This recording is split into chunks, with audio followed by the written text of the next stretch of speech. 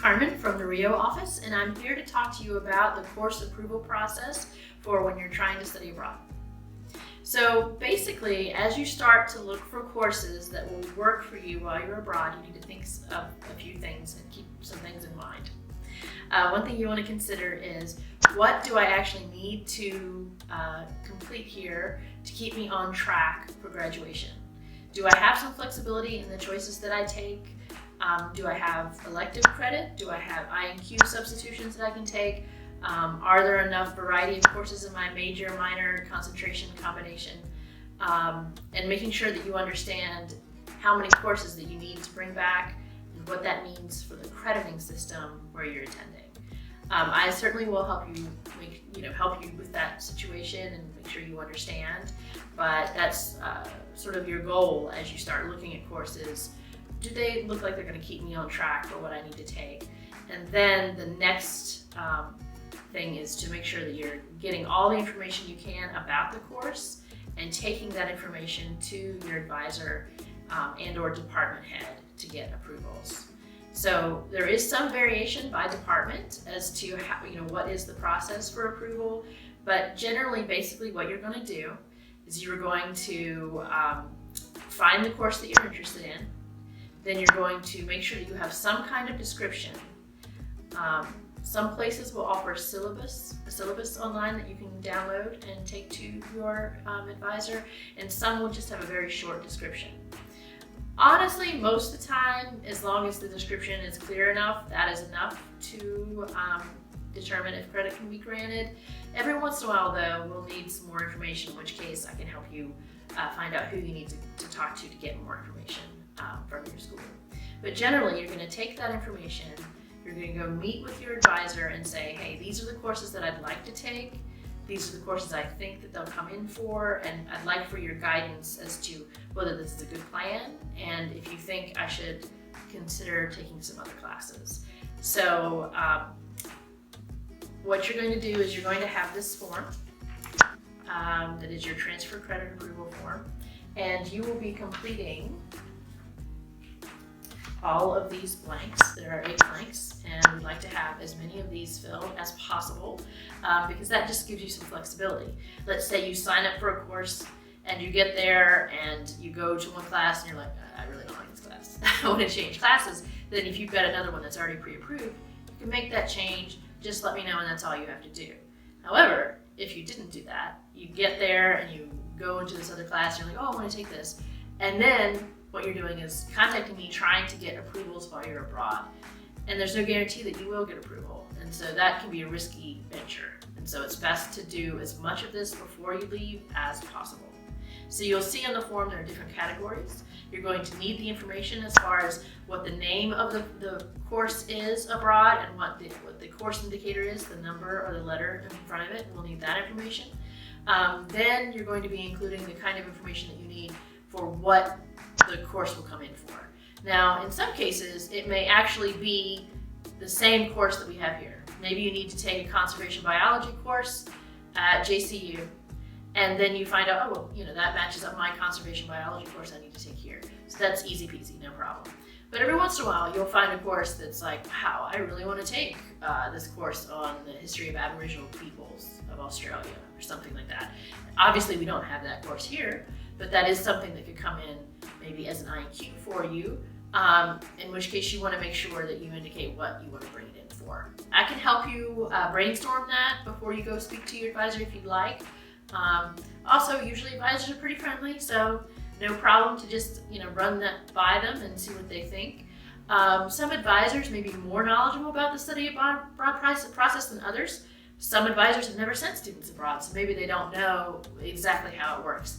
In a case like that, please feel free to bring me in the loop. I can join an email, I can join a conversation or a meeting to talk a little bit about how that works so that they're aware of the situation. But in most cases, 99% of the time, your advisor is wanting you to be able to experience studying abroad. Just want to make sure that what you're taking abroad is quality education, right? And of course, that's my job too, to make sure that I'm sending you places that offer those kinds of things. So you're going to fill that out. The person that signs in the last column is going to be the department head of whichever major, minor concentration you're trying to get credit for. Now, like I said, each department does that a little differently. So it may be that you'll need to meet with your advisor first and then meet with your department head. It may be that you meet with your advisor and the advisor sends the form on to the department head, or it may be that you go straight in and have the conversation with the department head and sort of bypassing your advisor in the nitty-gritty detail kind of way. But in any case, the department head of whichever program you're trying to get approved will need to sign. Your advisor will need to sign also. If you have more than one major, then you can pick which one you'd like to have signed. Then you'll also see that I will need to sign. So all of this material that you've just gone through the process of talking over with your department will need to come back to me. So that means you'll need to bring me back the descriptions of the courses, and you need to bring me back this form signed. And then I'm going to go through and I'm going to make sure that the courses that you've picked, that we've got the crediting right on that. Because you're going to have a vague idea of the crediting system, but it's sort of my job to make sure that you pick the right one and that we know, is it a case where one course equals one course? Or is it a case where the courses are slightly under crediting for here, in which case you need to take an extra course or a ghost course, as someone has said before. Those specific things that you may not necessarily have all the details about. I'm going to check up on that and make sure that you have all that right and that the information makes sense, so that when I send it to the registrar, that she can look at that and she says, oh yeah, I see what she wants to take, I see what she's going to bring credit back for, and it all makes sense to me. And once that gets signed, that's your approval. It's kind of your contract, basically. So this is your department saying, yes, if you go abroad and you take this class and you achieve the passing grade, which is a C- or better, then you'll bring back that credit. And this will go into your file. And that's sort of the process in a nutshell. Also in the back here, some of that information on who signs where is here in the instructions. So you'll have that as well.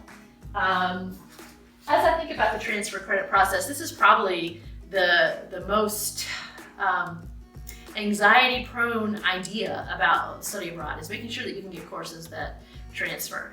But this process is very straightforward, and it should give you a peace of mind, right? You may not know before you leave if you're actually enrolled in these classes. Different programs do that differently. You may have to wait till you arrive to actually register for courses, but at least you know, okay, as long as I have this selection of courses, I'll be able to get credit for what I need while I'm abroad. So this basically is supposed to ease your mind and make you feel like you're organized, you know what's going to happen, and as long as you do your part in going to class and completing the work, that you'll come back with credit for your time abroad. Now, I'm looking at this to make sure I didn't forget anything here, and basically I think that's it, except for please keep in mind that your study abroad transcripts still need to come back to me, and I'll get that to the registrar, but there may be a process where I need to sign a form for you, or you need to put my name down as the transcript receiver. Please make sure that you do everything that you need to do, because once you're back after your semester abroad, you may be like, why am I not receiving my transcript? But I have no way to know if you've put in all the requests that you need. So make sure that you do that before you leave, if you can.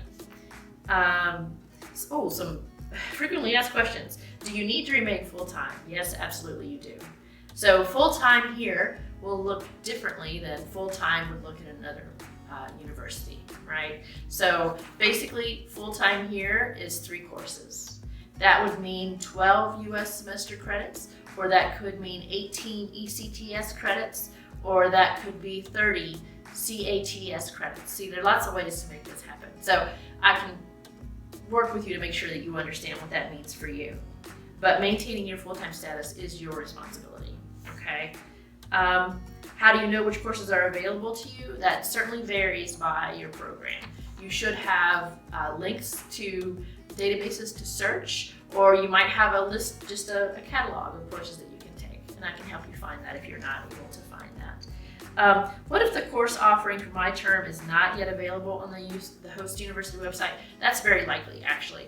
So just like us, we won't put our course list out a year in advance. We put it out right before you have to register for them. And that's common in universities abroad as well. So it may be that you're like, well, how am I going to make this decision on what courses to take when I don't even know which courses are offered? Well, the answer is you're going to be going off of the list from the previous term that has gone. So if you're going in the spring of 21, you're going to look at the course list from spring of 20. If you're going in the fall of 21, you're going to look at the course list from fall of 2020. So there's not as much variation in the core courses that are offered in degree programs abroad. So it's probably a 90% chance that if you see a course offered one fall, it will be offered the next fall. So that's how you can get around that. Are you guaranteed to get courses subject areas I want? No, you're not. But hopefully you will have some information about what's available to you. There is a vetting process for you to go through to see what courses will work. Are there prerequisites? Yes. So if a prerequisite is required for your course, please know that you will also be subject to that prerequisite. However, sometimes we may cover the content in a prerequisite in a different course than what it is called abroad, in which case we'll just need to supply maybe a syllabus of the course that in question to get that approved. That has happened before, but usually if you've taken the course content, then you can still get into the class that you need. What if I want to change my course selection or add drop courses after I arrive? That's certainly something you'll need to contact me about so that we make sure we get all that information taken care of. And I think that's pretty much the process. If you have other questions, please know that you can contact me. Always available at boggs@roanoke.edu, and I have drop-in hours as well that you can come by and see me. And we'll make sure that you get all your questions answered and you'll be ready to go abroad.